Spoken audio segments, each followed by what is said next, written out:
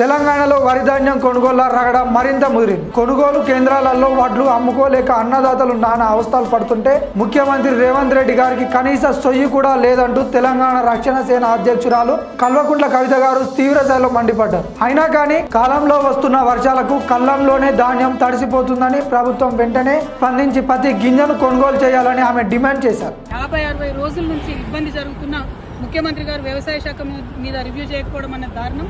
తక్షణమే రివ్యూ చేయాలి. మిగతా కళ్ళల్లో ఉన్నటువంటి వడ్లన్నీ కొనాలి. ఖచ్చితంగా జొన్నలు కొనాలి, పొద్దుతిరుగుడు పువ్వు కొనాలి. అందరూ రైతులు కూడా ఇబ్బందుల్లో ఉన్నారు. యూరియా దొరకనటువంటి పరిస్థితి ఉన్నది. మరి రైతు ఏడ్చిన రాజ్యం బాగుపడదని అంటారు. ఆ విషయం గమనించాలి.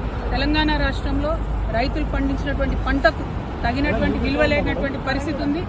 అట్లా కాకుండా రైస్ మిల్లర్లు, స్థానికంగా ఉండే ఆఫీసర్లు, ముఖ్యంగా కలెక్టర్లు మౌఖికంగా ఆదేశాలు ఇస్తా ఉన్నారు.